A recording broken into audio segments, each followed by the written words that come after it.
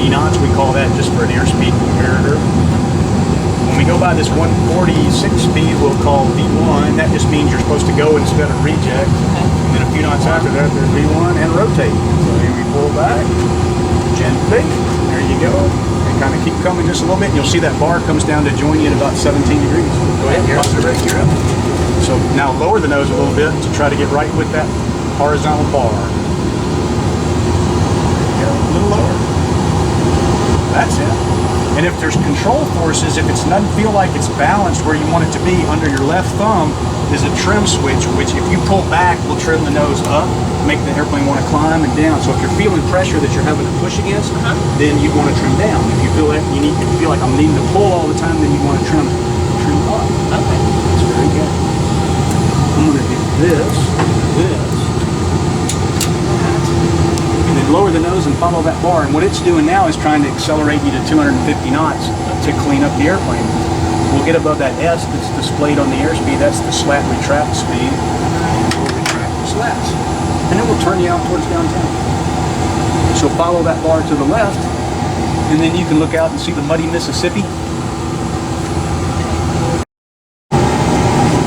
Approaching 3-6 left. Thank you. So I want you to just a little to the right. There you go. Very small. And you can see when you make a move towards the flight director, it kind of makes a move towards you. So it seems like you may have to 500. a lot, but not quite so much. That's you're working exactly right. Very gentle corrections back. That's nice. 500 is where we, make sure we're clear to land, and we can talk about that back and forth to each other. Those dots on the left side is called a pappy, and two red, two white is in the slot. So you're looking real good. Yeah, there you go. I wouldn't go any higher. Start to go back the other way now. Just a little right there. Hold that for a second.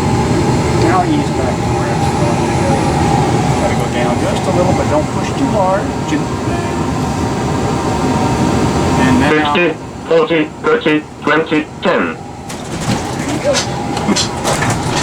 first one was good too. That's it. A little left rudder pedal will take you back to the center line. And then you can start coming forward on the reversers. Now a little right pedal.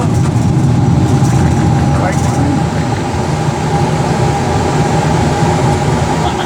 3,000 remaining.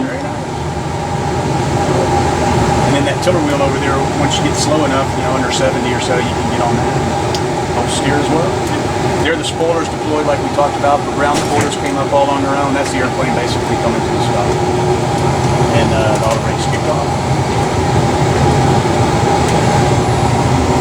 And off we go. You can see if you look at the ground speed, which is in the top corner of the bottom tube, it says you're doing 26 knots, which would be okay for exiting the runway, and then you'd want to slow a little bit. There you go. And the idea is to be right on that little yellow line.